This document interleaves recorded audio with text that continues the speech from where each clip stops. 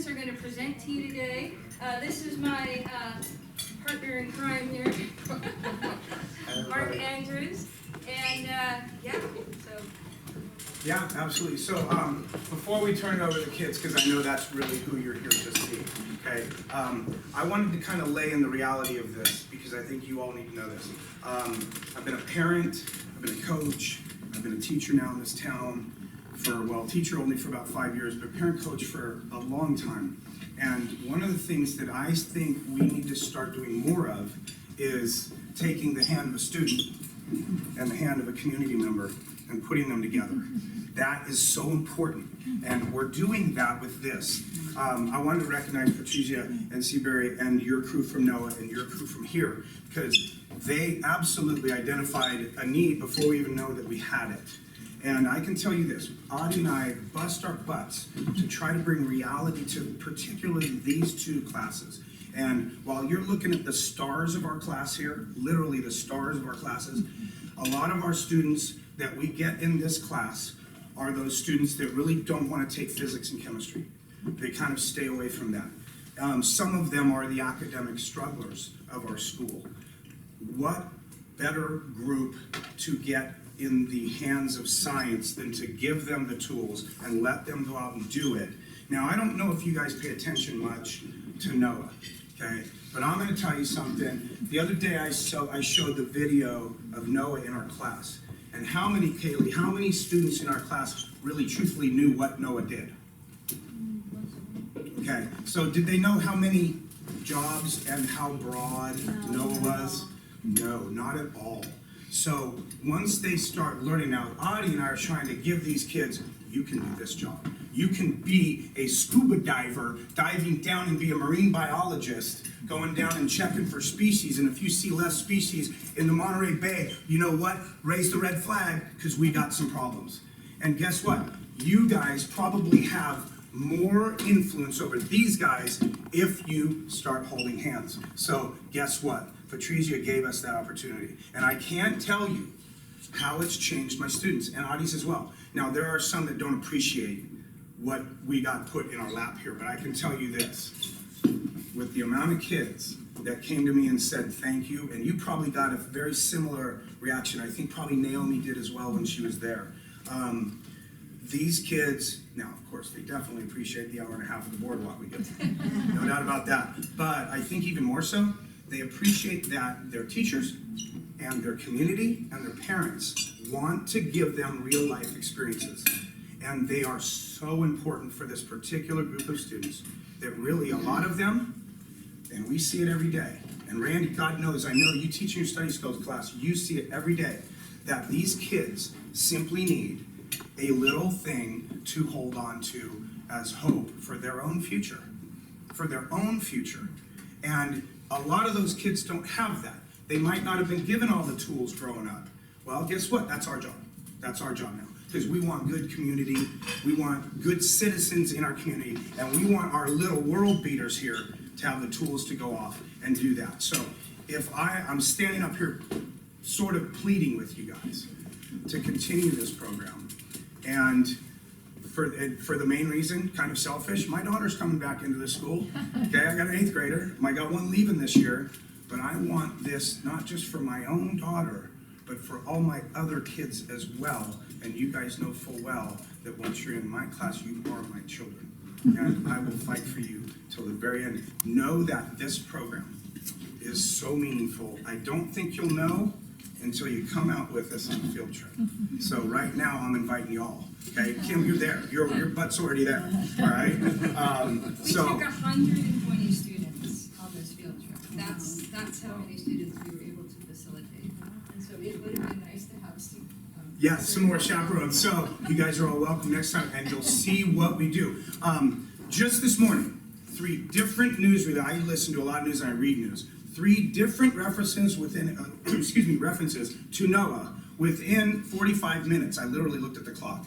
KCBS, I looked at the paper, and then I went home and CNN, and there's NOAA.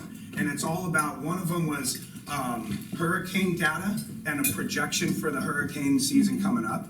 And one of them was, it was temperature data in lakes and rivers, I believe. So, yeah, so anyway, I'll get you going now with what you came for. Thank you. Alright, so you wanna introduce students? Yeah, so, I wanna give you guys some of our best students here. Juliana Ruiz, Katie Reyes, and Alicia Schneider.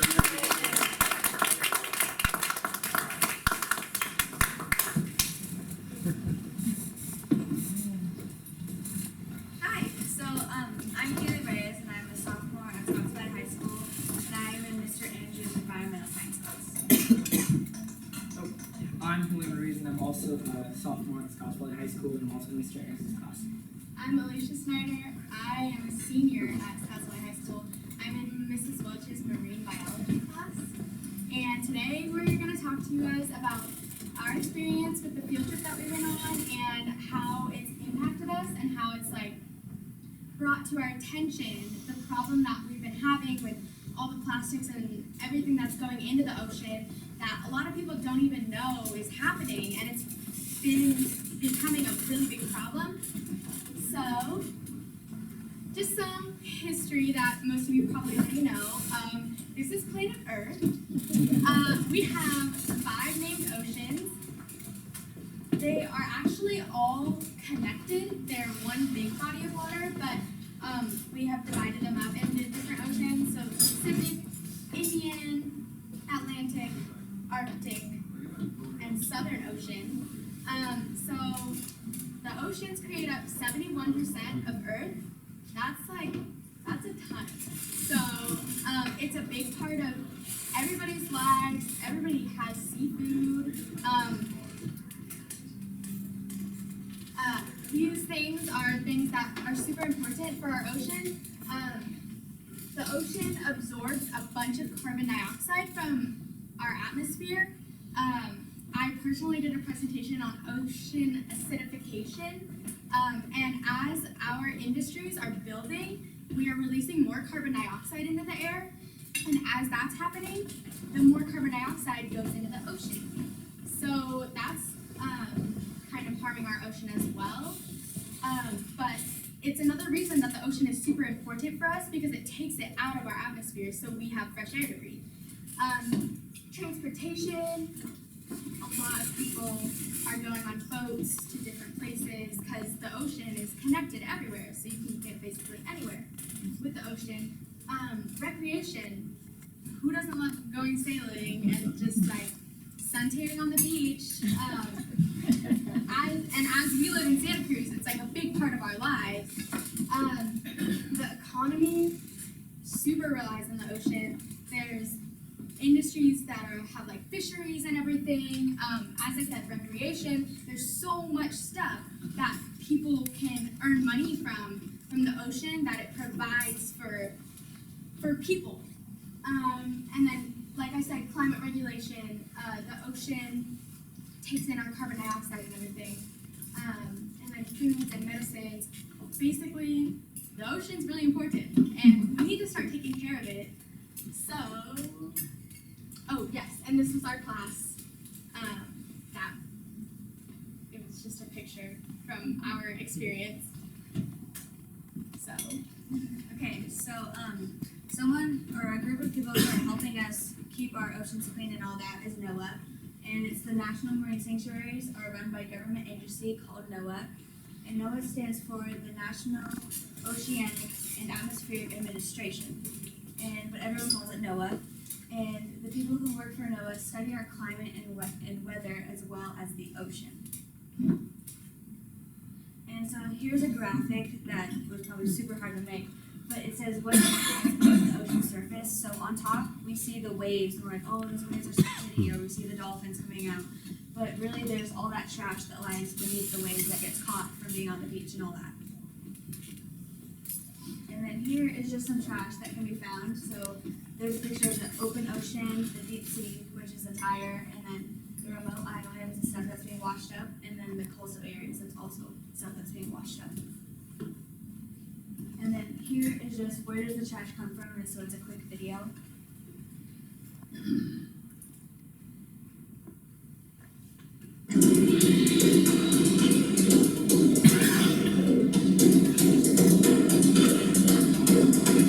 You ever wonder where trash ends up? We We put it in a trash can, but where does it go after that? A landfill, a recycling center maybe? But not all trash makes it into a trash can. A lot of it ends up in the ocean. Some of it's dumped directly in the ocean by ships, sometimes illegally. But most of it actually starts its journey on land, sometimes far inland, from sewer to stream to river, and eventually to an ocean. And once it hits an ocean, it keeps going. If it hits the Pacific Ocean, it might end up in the Great Pacific Garbage Patch, a colossal whirlpool of sorts where trash from all over congregates. Or it could end up on some remote island. Try to find a beach where nobody's been before, and chances are trash has beaten you there. By far, the biggest category of trash is plastic. Plastic is lightweight and indestructible, two qualities that make it the perfect container. But once it's used, plastic becomes a lightweight, indestructible problem. Cigarette filters are also a common source of marine litter.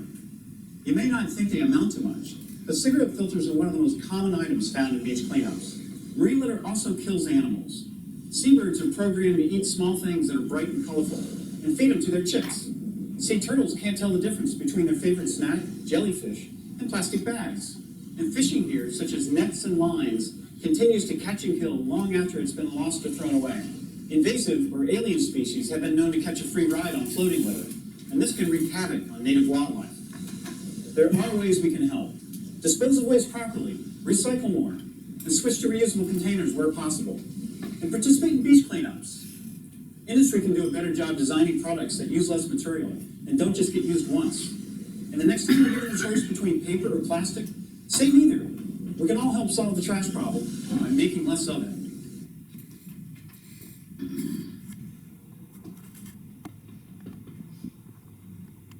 So back to the presentation.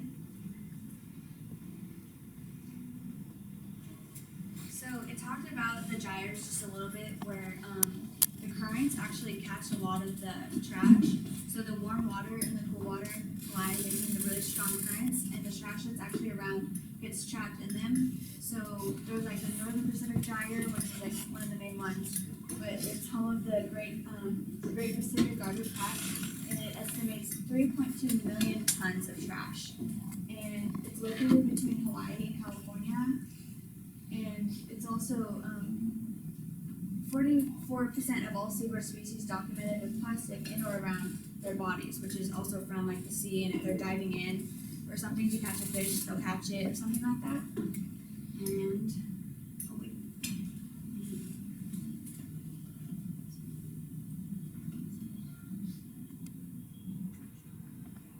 Here's another video.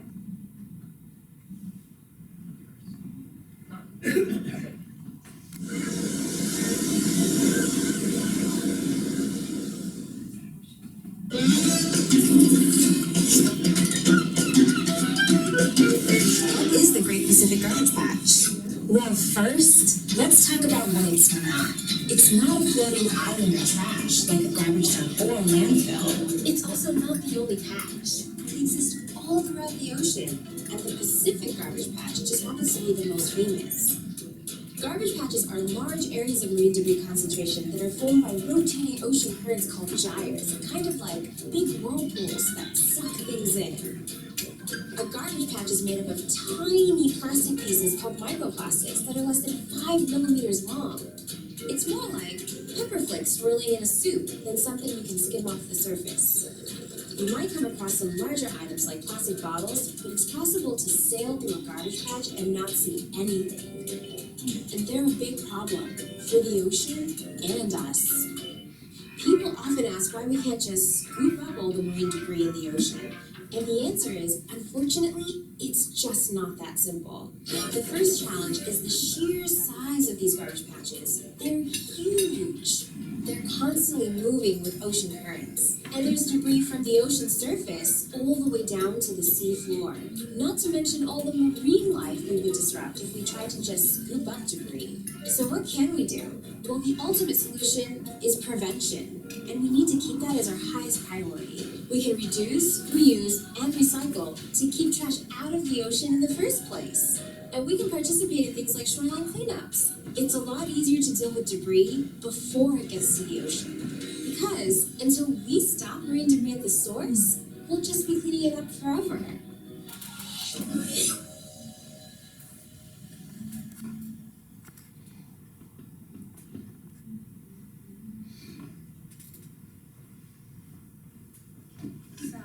here's another slide about the macroplastic and the microplastic, and the video kind of talked about them a little bit.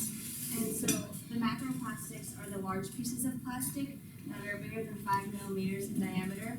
And there's the microplastics, which are super, super tiny pieces of plastic that are less than 5 millimeters in diameter. And those are the hardest to clean the ocean with because they're so tiny. And the issue with large pieces of plastic is plastic entanglement. So a lot of the trash gets caught actually on the animals, and it causes them to either get really bad rashes or wounds and really disrupt just the way they live. So there's a photo of, the top photo right there is just a tail of a whale or a dolphin, and it's just a lot of debris caught on its tail, and that can also be really heavy for it to carry around and just really probably just annoying. And then there's some almost like fishing line around the sea lion, its neck, and that could possibly give us wounds or help it like not breathe. And then there's the photo of the bird with the plastic bag literally wrapped around its body. There's like, it had to make holes in the bag for its legs just to like, because it couldn't get it off of itself. And then the turtle, it was probably growing when it was young, got the soda can wrapper around it, so where the body actually had to adapt about the like the squeezing of the body and grow around it.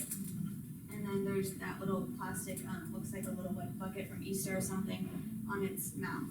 So marine animals often get tangled up in the bigger pieces of plastic, making it difficult for them to either move or eat, and it can be very deadly and kill them also.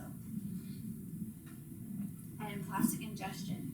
So like one of the videos started talking about is that they mistake the plastic for their food because it's colorful. And so here's a picture of a turtle eating a plastic bag, mistaking it as like jellyfish or something. And then there's a photo of a bird with all the plastic in its intestines and all that, which it actually ate, mistaking for food. And that's probably one of the reasons why the bird had passed away, just because it couldn't process all the plastic that was in it. And animals often mistake the plastic litter for their natural food. And organisms as small as plankton have been known to ingest plastic litter also. And that would be the microplastics, the ones that are super duper tiny. And then once they're in their stomachs, plastic pieces can build up and cause blockages because they can't digest them, and making it hard for the animal to digest the food.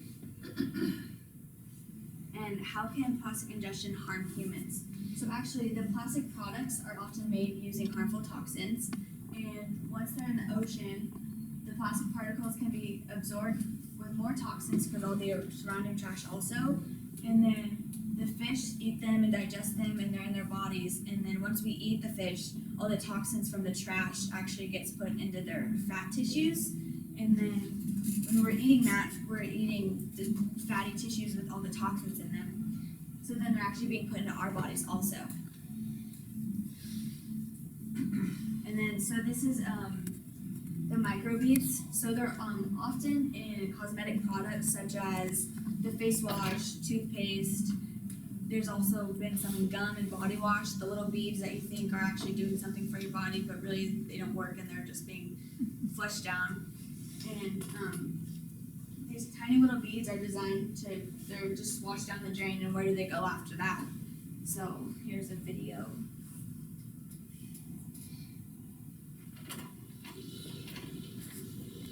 There are a lot of reasons why we should protect our oceans. They give us oxygen, they regulate our climate. Our oceans give us food. But what's really going on is we've turned our oceans into a plastic smog.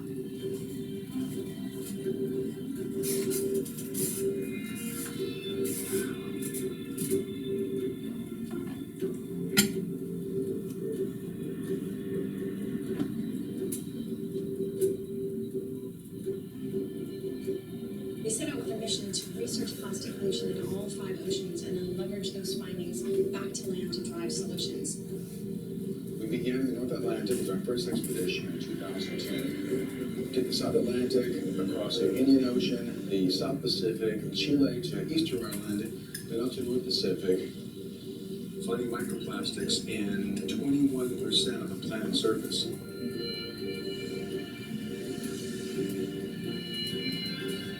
dirty oceans, you really can't even identify the product because it's so broken down. I mean, how do you solve the problem with this? I can't point to a company, I can't point to a country. You gotta get closer to land, into our rivers and lakes. So we went into the Great Lakes doing the same research, the same methods that we've used in all 5 oceans. If they ever could point to a country, if we found something, Canada and the United States share those waters. We began to find these small, perfectly round little spheres. 1/3 millimeter inside. I've never seen that anyplace else in the world. We had a hunch what they were, went to your local pharmacy, we got the patient scrubs, the one of them that say microbeads on the front, we went through a sieve, and there they were. They matched. Polyethylene and polypropylene. It's a designed microplastic that goes on your face, down the drain, out to our rivers, lakes, into the ocean.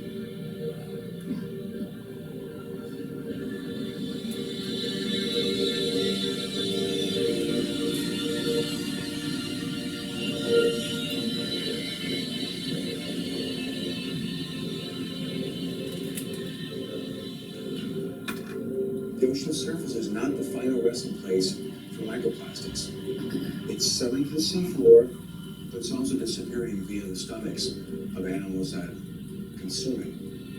A tiny particle of plastic the size of a microbead may look like a fish egg for many different organisms.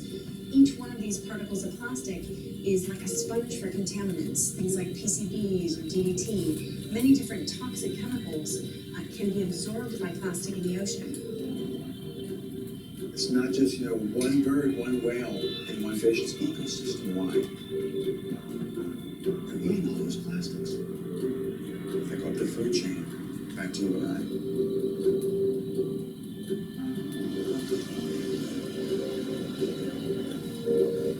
Whether or not we're a fish eater, we all depend on the oceans for health. So that was the main part of the video, the most important parts of the video, and it's also 5 minutes long, so I'm not gonna do the whole part of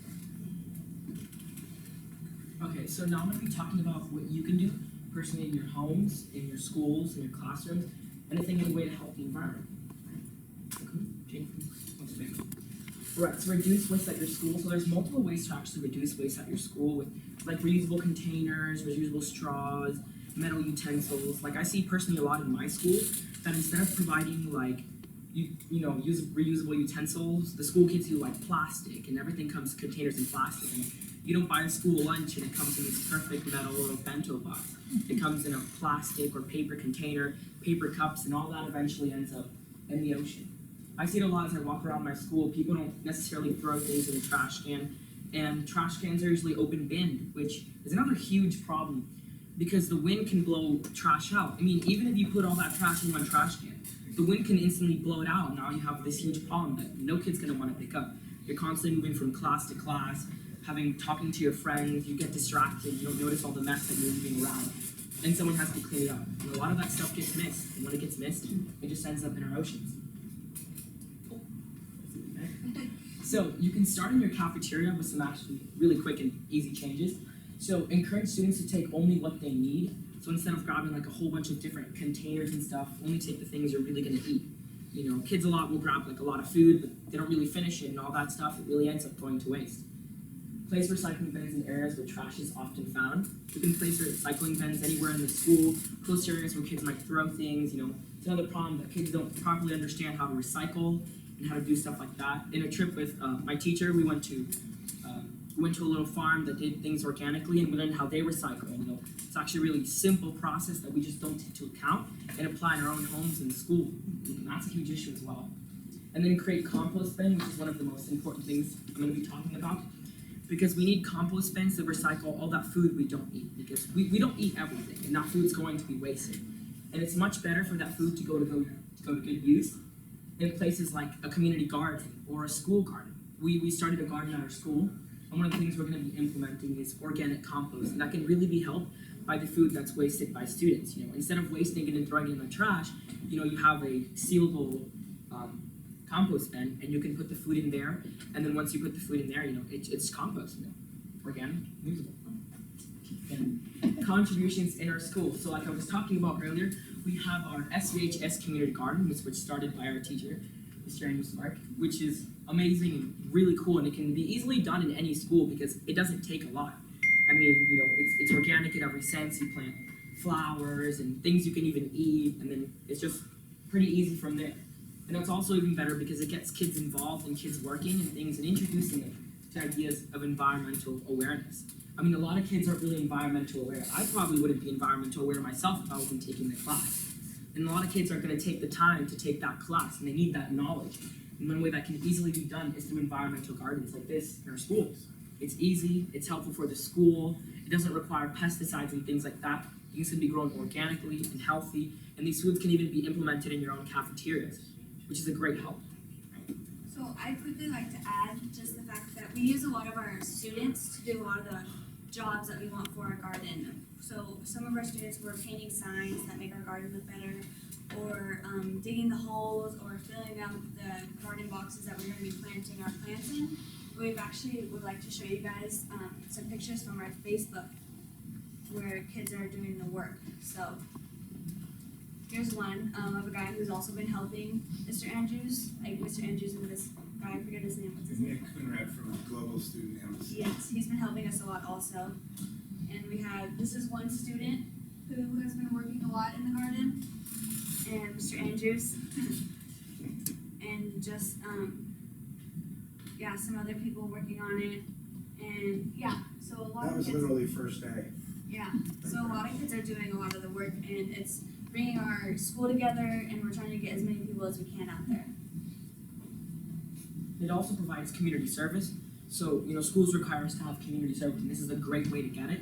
And it can also be, that community service can also be implemented to getting other jobs done, like removing weeds and stuff at the school. Pesticide, they're meant for the weeds, but they also kill a lot of things after doing it. And that also, when it rains, runs into our water, ends up in the ocean, and that causes pollution and all stuff like that. And, something as simple as saying, hey, you can get community service for removing weeds around the school, assign a day, get a group of kids together, get some adult there as parenting, and people bring some food, and it becomes, a great opportunity to bring the community together and to provide community service for the kids. And reduce waste in your community. So ways to keep your community clean, things like we're doing with the beach cleanup with NOAA. And it just helps to clean the beaches because they're a big part of our environment and a big part of our communities. I mean, especially here in Santa Cruz County, we have all the beaches that everyone's always going to, and you may not realize that you're surrounded by plastics, or the plastics people may drop or allow to fall in the sand, but those things happen, and once they happen, it's hard to fix. I mean, there's even we were there, we were helping clean up. There's, you can't get everything because a lot of that stuff is they said microbeads and small amounts of plastics hidden underneath sand, but a big help is coming out there with your school and cleaning it up. That's part of that. Reduce waste at home. So you can also reduce waste at home, and in very simple ways as well as you may not be thinking about. I mean, especially with electricity and water, taking 5-minute showers, having recycling bins at your house. If you have outlets, if you leave you may not think about it this way, but even if you turn your devices off, if you have something plugged into a wall, electricity is running, which is also a waste to our environment, and it also costs money, so it's still a couple bucks, Right, refuse single-use plastics. I was talking about this a little bit earlier about cafeterias and not using, plastic bottles, plastic cups, utensils, containers. We kind of have to change the feel around it because we've just grown so accustomed to using that for everything. I mean, you don't have many options, and that's also one of the problems because, you don't have variety. You don't get to go to a grocery store, get your groceries, and let's say if you're not carrying a bag on you, that place is not necessarily going to provide you an environmentally friendly bag. So you're going to be forced to use plastic bags. And same for outdoor places. I mean, so many side restaurants just use plastic cups, straws, bottles, utensils, and nobody really thinks about the effect this has on our environment, but we hope this is a way to show you exactly how it ends up. Okay, continue. All right, so choose reusable items. So this gives you a little bit of an idea of the things you can use. So it's much better to use bento boxes and reusable items, stop using less of that plastic, and it also saves you money, because at first, buying those plastic items, it's cheap, but you don't think about you know, the constant amount you're gonna have to keep buying those items. I mean, you buy those items over and over again if you keep continuing to go to these places, and you don't necessarily reuse them. While buying reusable items is a lot easier and saves you money in the long run. It might be expensive at first, but the investment is well worth it. And that can also be implemented in our school and how we should use reusable items. I mean, we were talking about, you know, kids bringing their own trays to school, or like containers that, you know, you provide food inside of. That way we don't have so much of that reusable plastic and waste products that ends up, you know, just polluting the school. And it's a lot of stress also on the janitors at the school. I mean, we don't have a lot of janitors, and a lot of kids are really inconsiderate about the amount of trash they leave around, and don't think about just how it affects that person's life too. I mean, I see these janitors working in overtime sometimes just cleaning up the amount of trash that we leave at the school, and all because of these little things that nobody thinks about. And if we just put a little more thought to it, I'm pretty sure we could get it done. So, burning debris, I can't say that word, but the survey procedure. So this talks about some of the surveys you run over when you do the beach cleanup. And you know, they're not hard surveys, you know, they're just a little bit of the contributions you can produce data and information for NOAA so that they know exactly what's going on that beach, the kind of pollution, where it's located, stuff like that.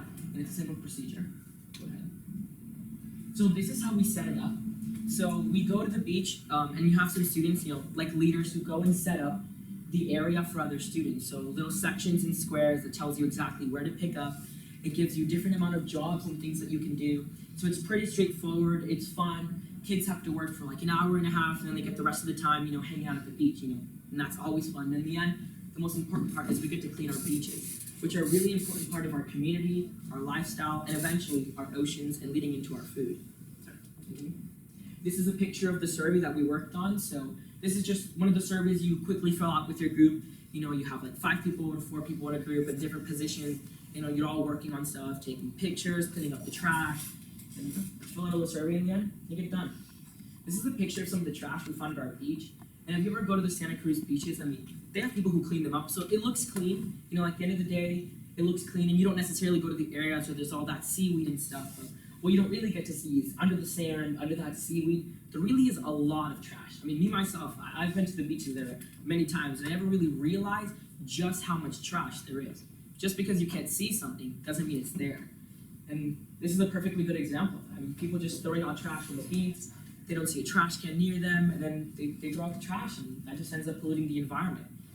You know, a quick way to fix this would be like adding more trash cans at the beach in different areas, but also we really got to talk about containers on those trash cans, because we just don't have the containers, and the trash is always spilling out. Because even if you have the intention to throw out the trash, and you're like, oh, you know, I'm throwing out my trash, you don't realize that it's a beach. Like, there's wind, there's waves, things are going to happen, people are going to kick over that trash can, some kids could be playing, and in the end, it just all goes to waste. And then, this is a video of the Scotts Valley High School trip. So actually, one of our students put this video together for us. He's really into photography and videos and all that. Alright, Scotts Valley High School, Ocean Ambassador.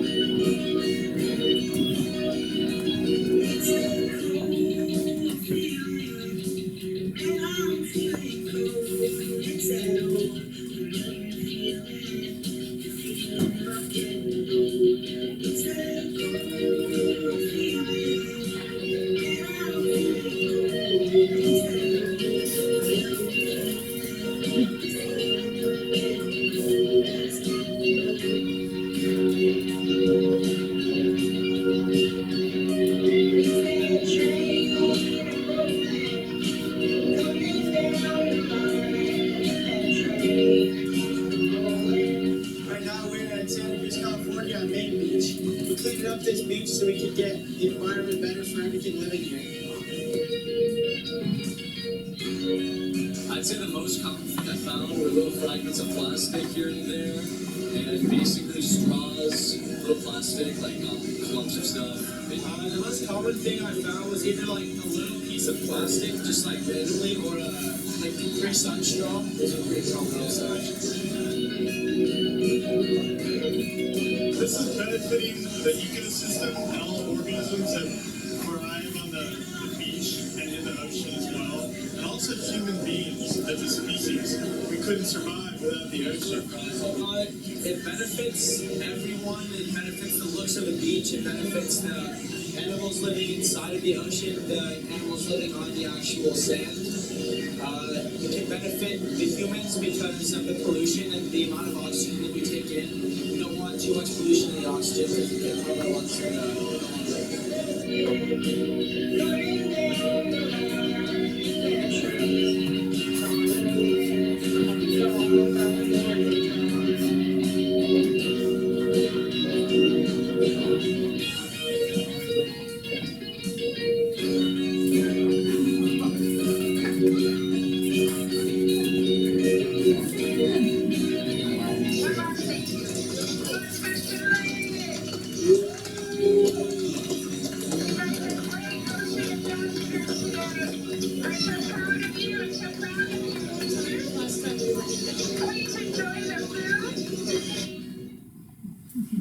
So that was a really good video made by one of our students.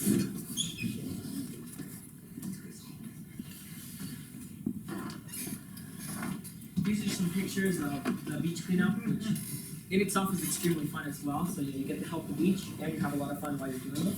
So everybody kind of has just like a general good time. And, oh wait, yeah. Some more pictures about the beach and the beach cleanup we did, and the trash that we found there. And most of this stuff is like cluttered because the beach changes, the water comes in, the wind blows stuff, and everything gets covered. But if you just move some stuff around, you can really see just how in danger our beaches are. So thank you guys so much for listening to our presentation. I know it was kind of long, but I think everything that we had to say was super important, and it kind of put things into perspective. I know for me, I'm not thinking about the ocean on a daily basis. I'm thinking about what I need to get done for school and everything, but this stuff's super important for like our daily lives and everything, and we are trying to help as much as we can, but we can't do it without you guys, and we appreciate it so much. And this was kind of, I know it was like a test run to see how it works in schools, and I think that this is an amazing program and it needs to keep going, and we really need some help to get it going and get people involved and everything. And thank you for having us here at Bruno's and everything. So Thank you guys.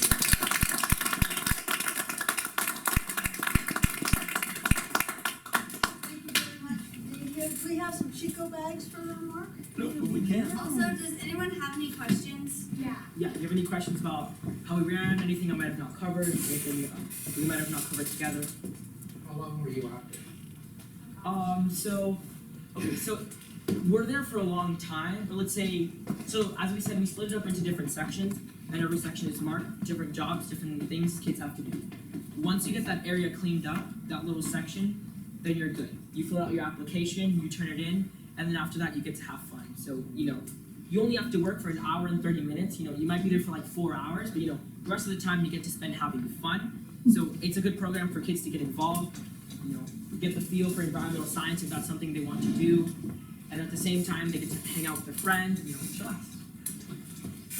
And then when we got back from the field trip, we were able to input the data into a database. So that was a whole nother learning experience that, we were able to take it back to the classroom and do that part too. So I think that was significant. A quick question, do you know how much trash you picked up, either by weight or pieces? Rough? We didn't get like a weight, but everybody had, I think there was like 15 different groups, and There were everybody 21 had groups, each buckets. group had a bucket. Yeah, and I'd say every bucket got at least a quarter of the way full. Some of them, depending on which sections they were in, got all the way full. I don't know an exact amount, but it was I can give the answer, because I did it the other day with my luggage scale. So, without the stuff that I kind of tossed, about 28 pounds worth of materials.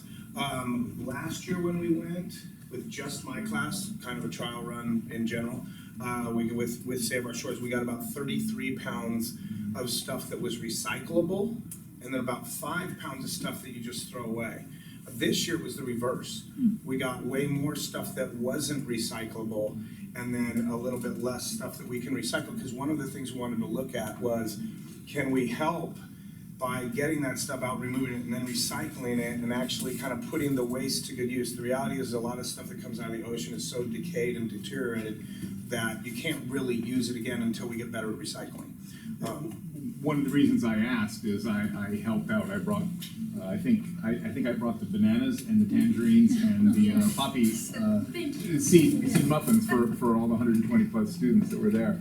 And as I pulled up, I noted the tractor that was going up and down the beach with the sand screen that was cleaning the beach with mechanical means. Yet you kids found that much more. Yeah. Wide variety. I'd also like of to add plastics. that when we're there, we only get into what's really on top of the soil and also not super down deep. But there was actually a story when we were there that Mr. Andrew shared with me, is that this one girl was picked up this little tiny piece that was just sticking out of the sand. And when she goes to pull it, she realized it was super hard to pull on her. She's like, oh, this is stuck. And it was actually a plastic bag, and once they actually dug like a deep hole to pull it out, it was like 3 feet deep. So we actually don't see what's super deep down under there.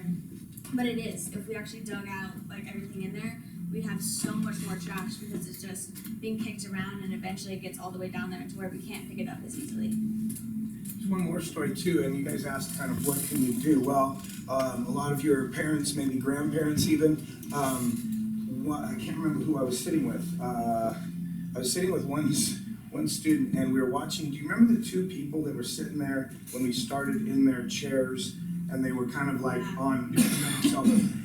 We were down and we were all cleaning up and watched these 2 people, 2 perfectly nice people, there enjoying the beach, enjoying the day.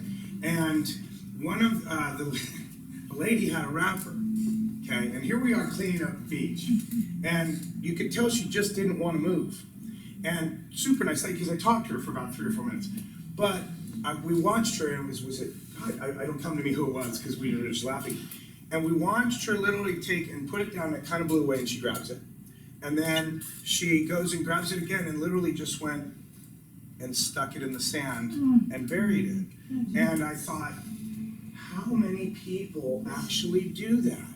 And I'll bet it's skyrocketed. I mean, think of the kids who do, I don't want to go up to the garbage can, I'm doing this because the water's right there, right? I mean, so those little things that you don't even think about. What about a sign on the beach going to the boardwalk?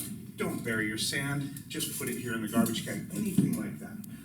It brings to me that really, this project is so important, but we do need to tie it to recycling in your schools, because, and I did, Julian told you such a true story, we don't have freaking lids on our garbage cans around school. So literally the other day, I'm there at 10:30 at night after the Friday night, after I coached the volleyball team and then went over to watch my daughter in the show. And then after, I'm locking up the gym, and I go out the back door, and over is the garbage can, and there's all its contents, which it was a Friday afternoon, so that hadn't been emptied. And it literally, with the little bit of wind that goes by the wrestling room and the gym, it was spread out. And I spent about an hour just going around and picking it up again. But that time I pulled the garbage can into the gym. And I'm slowly starting to just mention to our maintenance crew, hey, let's start doing these things a little bit differently. Let's not spray the weeds and wash that water into the drain right there, coming right down to the ocean. Those things are really huge. A couple of my students walking from Starbucks, because we had to recruit and get coffee grounds for the boxes for our garden. And a couple of them made comments, because I can't literally, and it's autopilot for me, I cannot walk over a piece of trash without bending over and picking it up. Well, by the end of that trip, we had a wagon full, it wasn't our class, we had a wagon full of trash coming back, because we just picked it up along Glenwood Drive. Those little things, but all that trash that Julian was talking about had, and I'm not blowing rid of my skirt, I just have a little OC about trash, but those little things that blow from there, and I can show you, I'll bet if we